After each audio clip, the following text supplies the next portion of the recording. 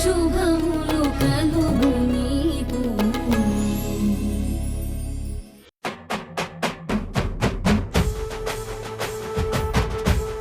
ఏంటి హాసిని అలా చూస్తున్నావు? అలా అంటే ఎలా అంటే అదోలా ఏదో ఇబ్బంది అనిపించేలా. అవునా? నా చూపులు నీకు ఇబ్బంది కలిగించాయా? మరి నువ్వెందుకు రేఖకి ఇబ్బంది కలిగిస్తున్నావు? ఏంటి, నాకు రేఖకి మధ్య జరిగిన మాటలు నువ్వు విన్నావా? నువ్వు రేఖకి సపోర్ట్ చేయకుండా నా వైపు ఎందుకు నిలబడ్డావు?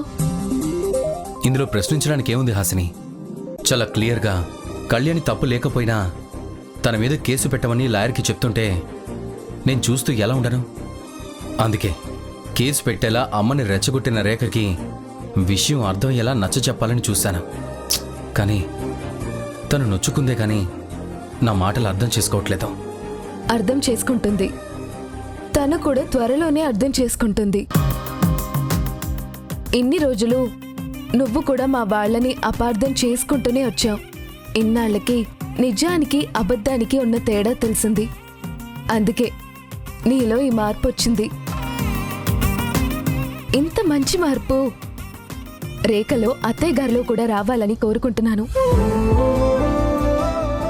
వాళ్ళు కూడా మారి మన రెండు కుటుంబాలు ఒక్కటవ్వాలని, మా అమ్మ కోరిక తీరాలని కోరుకుంటున్నాను. లొట్టి, నాదొక కోరిక తీరుస్తావా? ఏంటది? ఎప్పుడూ టామ్ అండ్ జెర్రీలా కొట్టుకునే మనిద్దరి మధ్య అపార్థాలు పోయాయి, అర్థం చేసుకోవడాలు మొదలయ్యాయి. కాబట్టి మనిద్దరం కలిసి అత్తయ్య గారిలో, నా ఆడపడుచులో అపార్థాలు పోయేలా చేద్దామా? వాళ్ళు కూడా మంచిగా ఆలోచించేలా చేద్దామా? చెప్పు విక్కీ. మనిద్దరం కలిసి అపార్థాలు లేని, మనస్పర్ధాలు లేని ఓ సంతోషం నిండిన కుటుంబాన్ని తయారు చేద్దామా?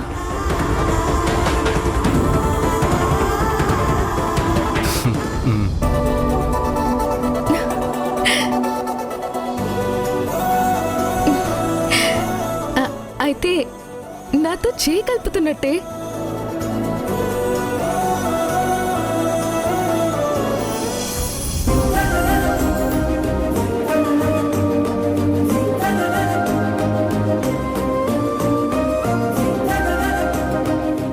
చాలు, నాకు నువ్వు తోడుంటే చాలు. I'm so happy, so happy.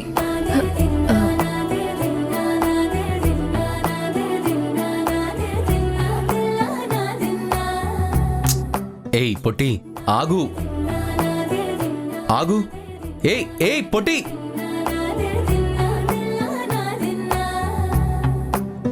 నానా హైరానా ప్రియమైన హైరానా మొదలాయే నాలోనా లలనా నీ వలనా.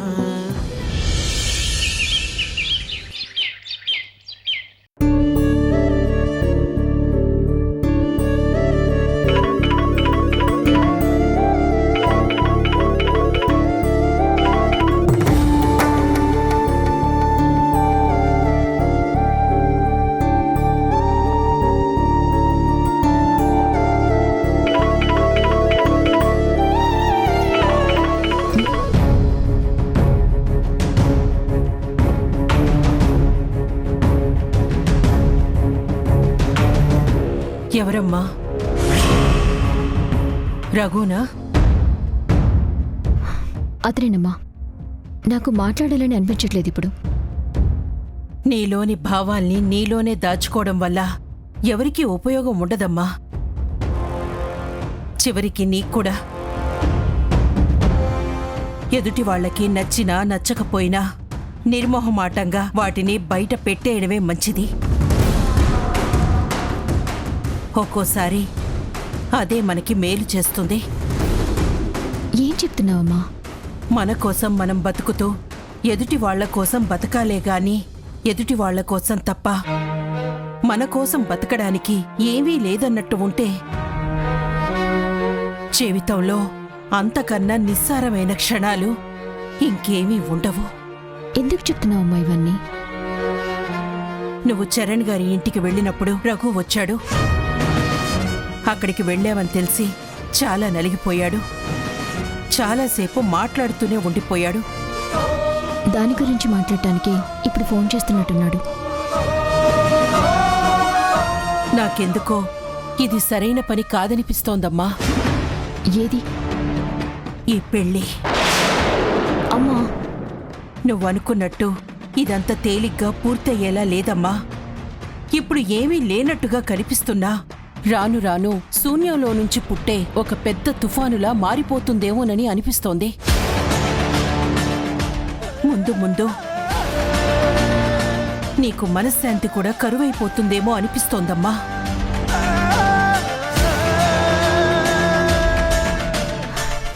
నీకలా ఎందుకు అనిపిస్తుందో నాకు అర్థం కావట్లేదమ్మా.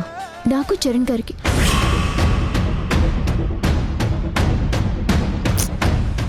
అది నాకు రఘుకి పెళ్ళయ్యే వరకే ఏ డిస్టర్బెన్స్ అయినా ఆ తర్వాత నాకు ఇంకే ఆలోచనలు రావు.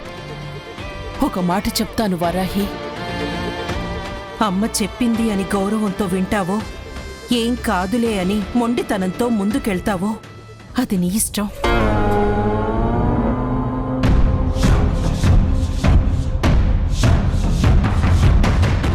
ఈ పెళ్లి మానేసుకుందామనిపిస్తోంది వారాహి.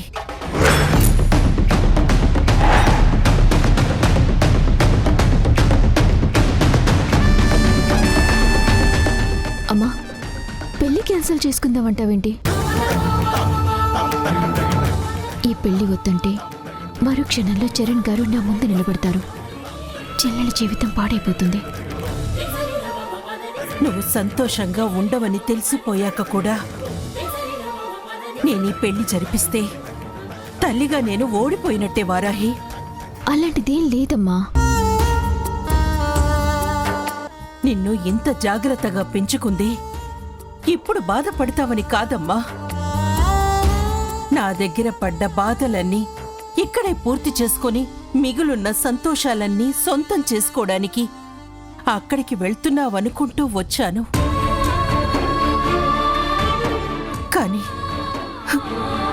కానీ అంతా తల్లకిందులుగా అయిపోతుంది. అమ్మా, నేను చరణ్ గారింటికి వెళ్ళటమే అతనికి ఇబ్బంది అయితే అతనికి అర్థమయ్యేలా సమాధానం చెప్పగలను.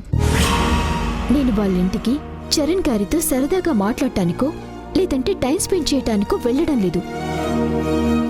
జయసింహ గారి కోసం వెళ్తున్నాను. ఆయనకి చరణ్ గారు ఒక్కరే ఏమీ చేయలేకపోతున్నారని తోడు కోసం వెళ్ళాను. అది నా బాధ్యత అనుకుని వెళ్ళాను. అలా అని మనకి మనం చెప్పుకోగలం. కానీ అమ్మా, ఆ విషయం రఘు అర్థం చేసుకుంటాడన్న నమ్మకం నాకుంది. ఇంక నువ్వు నా గురించి ఏమీ బాధపడకమ్మా. నేను సంతోషంగా ఉండనేమో అన్న ఆలోచన వద్దు. ఇంకెప్పుడు నా మనసు మార్చాలని ప్రయత్నించొద్దు. ఏం జరిగినా నేను ఈ పెళ్లి మాత్రం మానుకోను. చాలా టైం అయింది. చరణ్ గారికి బాక్స్ తీసుకెళ్ళాలి. నేను వెళ్ళొస్తానమ్మా.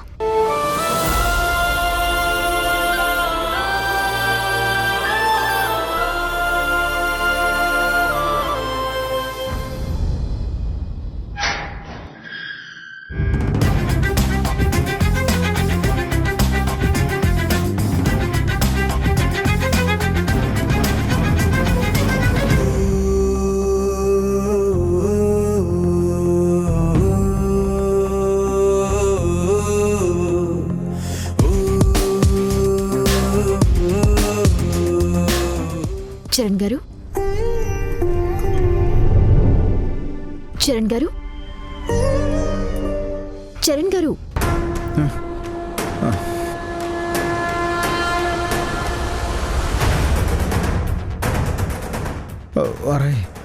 ఇక్కడ పడుకున్నారేంటి? ఏమిది మీ నాన్నగారికి? పొద్దున్నే ఫోన్ చేసి ఎందుకు అంత కంగారుగా మాట్లాడారు? అది సడన్గా రాత్రి సీరియస్ అయింది. ఏమిది?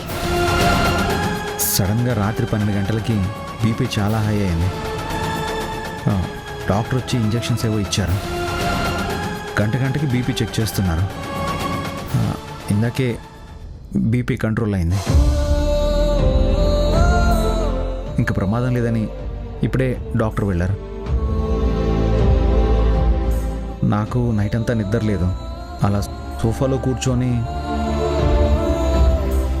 నీకు ఫోన్ చేసిన తర్వాత తెలియకుండా నిద్ర పట్టేసింది. మరి ఇంత జరిగితే రాత్రి ఫోన్ చేయొచ్చు కదా నాకు, నేనొచ్చి తోడుగా ఉండేదాన్ని కదా. అంత రాత్రిపూట నీకు ఫోన్ ఎలా చేస్తాను వారాహి? నిన్న ఆ టైంలో ఇంటికి రమ్మని ఎలా చెప్తాను? అదేంటండి, కష్టం వచ్చినప్పుడు మీరు ఎన్నోసార్లు అర్ధరాత్రి కూడా మా ఇంటికి వచ్చారు, మా కోసం సహాయం చేశారు, మా ప్రాణాలు కాపాడారు. అలాంటి మీకోసం నేను రాలేనా?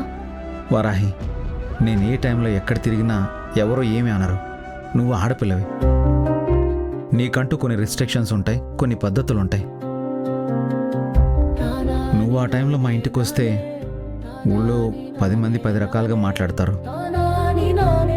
నా కోసం నేను బ్యాట్ చేయలేను వారాహి. అనుకునే నోళ్ళు ఏం జరగకపోయినా ఎన్నో అనుకుంటాయి. అర్థం చేసుకునే వాళ్ళు ఏం జరిగినా అర్థం చేసుకుంటారు. మీ గురించి నేను ఎప్పుడైనా రాగలను చరణ్ గారు, మీరెంత ఆలోచించాల్సిన అవసరం లేదు. సొంతం అనుకున్న మనిషి గురించి ఎవరైనా ఏదన్నా అంటే గట్టిగా నిలబడి మాట్లాడే అవకాశం ఉంటుంది వారాహి.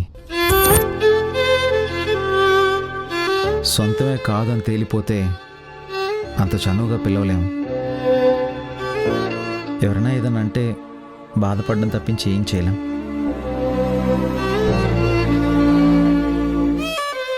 సరే, టైం చాలా అయింది. రాత్రి ఏం తిన్నారో ఏంటో, టిఫిన్ తీసుకొచ్చాను, ముందు తినేయండి. వారాహి, అది టివ్, ఇక్కడే తినేస్తాను. ఇక్కడ అంటే రాత్రి కూడా ఏం తినలేదు, బాగా ఆకలేస్తుంది.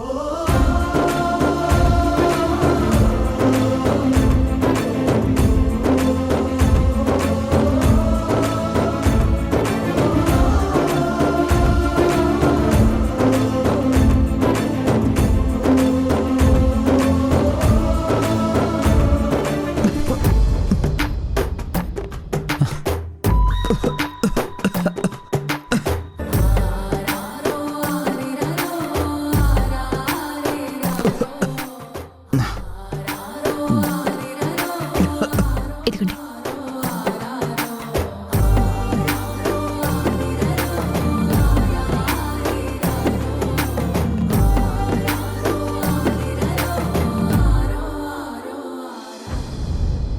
వారాహి, నువ్వు ఇలా రావడం, ఇలా కన్సోల్ చేయడం, ఇవన్నీ నాకు ఎంత ధైర్యాన్ని ఇస్తున్నాయో తెలుసా? ఇది చాలా బాగుంది వారాహి. మేబీ నాన్నకు కూడా నువ్వు ఇలా రావడం నచ్చుతుందేమో అనిపిస్తుంది.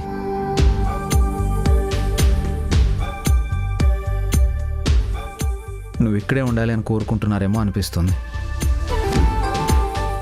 అందుకే నువ్వు ఇక్కడ ఉన్నప్పుడు ఆయన బీపీ పల్స్ చాలా నార్మల్గా ఉంటాయి.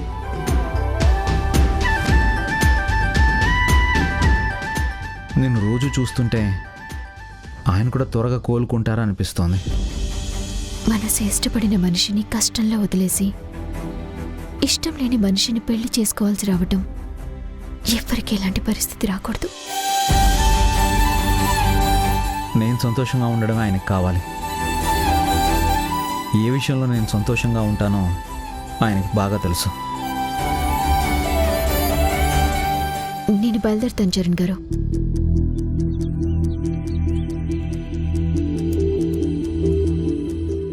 వెళ్తున్నావా?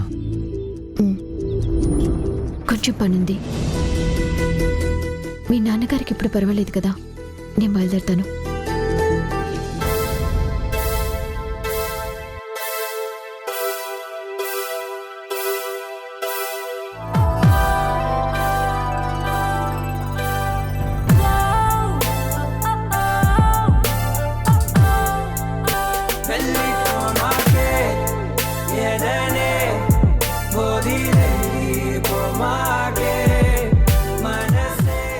ఉండొచ్చు కదా వారాహి.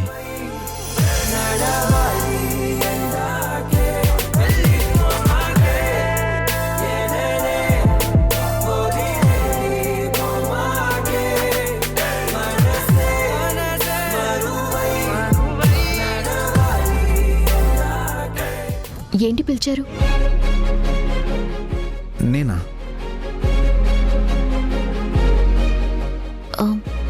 పిలిచినట్టుగా అనిపించింది.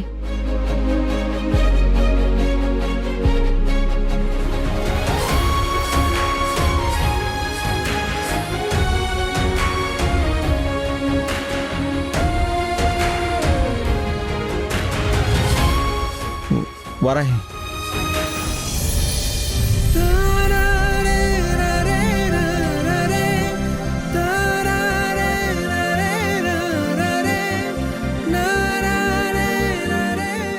నేను నిన్ను పిలవకపోయినా పిలిచినట్టుగా అనిపించిందంటే నువ్వు కూడా నీ మనసులో నా గురించి ఆలోచిస్తున్నావు కదా. మనసులో ప్రేమను చంపుకుంటూ జీవితాన్ని త్యాగం చేయాల్సిన అవసరం లేదు వారాహి.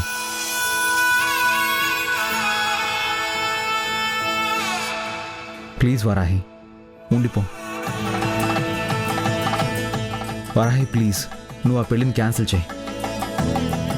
వారాహి ప్లీజ్. చూడండి, మీరెందుకు మాటి మాటికి నా పెళ్లి క్యాన్సిల్ చేసుకోమని అడుగుతారు? ఇది నాకు చాలా ఎంబారసింగ్ అనిపిస్తుంది. ప్లీజ్, అది మీరు కూడా అర్థం చేసుకుంటే బాగుంటుంది. ఒక ఆడపిల్లగా నాకు కొన్ని హద్దులుంటాయి. అవి దాటి నేను ఇక్కడికి ఇలా మాటి మాటికి రావటం కరెక్ట్ కాదు. కానీ జయసింహ గారి కోసం రాక తప్పట్లేదు. ప్లీజ్, మళ్ళీ ఇలా అడిగి నన్ను బాధ పెట్టకండి.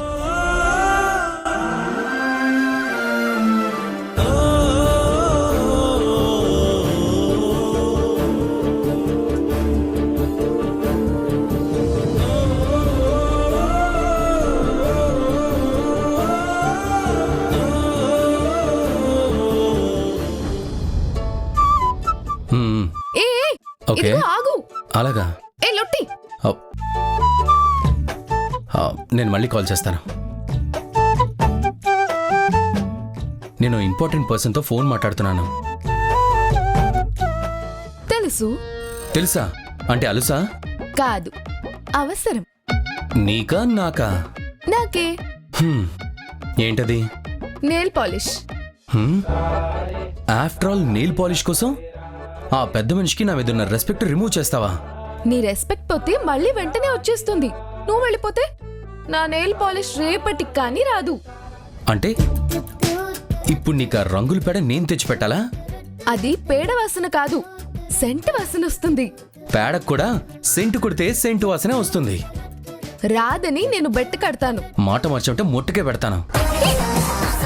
ప్లీజ్ తెచ్చిపెట్టు. చిచి, చెట్టంత మగాన్ని నేను నీకు నెయిల్ పాలిష్లు బూట్ పాలిష్లు తెచ్చిపెట్టాలా? No, never. ఏ! ఈ విక్కీ నిరకొసు రోహిణి అస్సలు సహించుడు. Sachin nail polish తీసుకురాడు.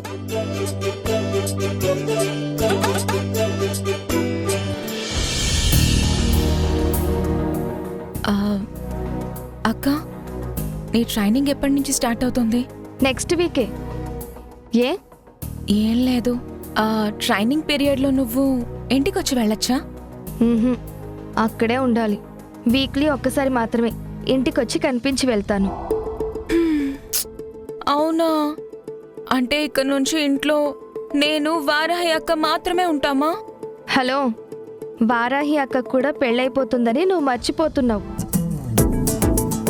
అంటే నేను ఒక్కదాన్నే ఉండాలా ఇంట్లో? నువ్వు ఇంట్లోనే ఉండొచ్చు కదక్క, ఇక్కడి నుంచి ట్రైనింగ్కి వెళ్ళొచ్చు కదా. ఆహా, చాలా బాగుందే నువ్వు చెప్పేది. నీకు భయం అని చెప్పి పోలీస్ వాళ్ళు మన ఇంటికి వచ్చి ట్రైనింగ్ ఇస్తారా?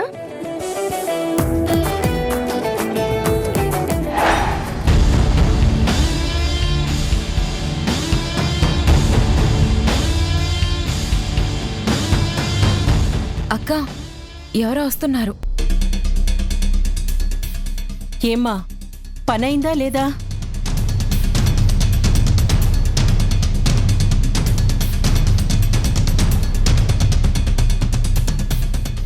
ఎవరండి మీరు? ఎవరి కోసం వచ్చారు? నేను కోర్టు నుంచి వస్తున్నాను. కోర్టు నుంచా? దేని గురించండి?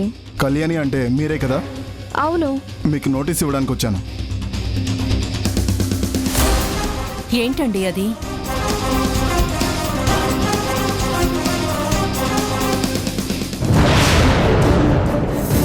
అక్క, ఏమైంది?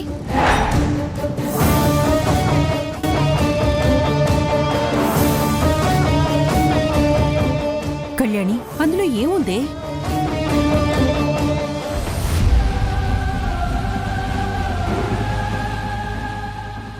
అమ్మాయి సునైన ఒక అతన్ని చంపేసిందనే కేసులో కొన్ని రోజులు ముద్దాయిగా ఉంది కదా. అవును, ఆ కేసులో అసలు ముద్దాయి ప్రణయేనని పోలీసులు కనిపెట్టారు కదా. కానీ ఆ కేసులో అండర్ కవర్ ఆపరేషన్ చేస్తూ సునైన చేసిన నేరాన్ని దాచుంచడం చాలా పెద్ద నేరం. అందుకే కళ్యాణి గారి మీద కోర్టులో కేసు ఫైల్ అయింది.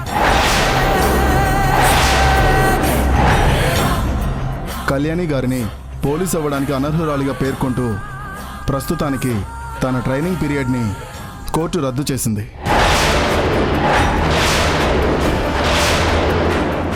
ఆ పేపర్స్ మీకు పోలీస్ డిపార్ట్మెంట్ తరపున నేను అందించడానికే వచ్చాను.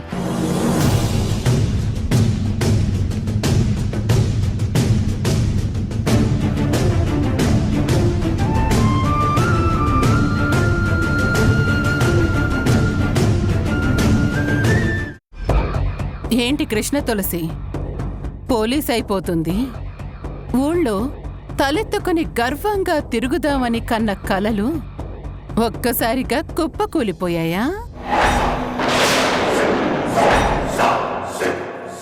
అంటే ఈ కేసు పెట్టింది నేనే.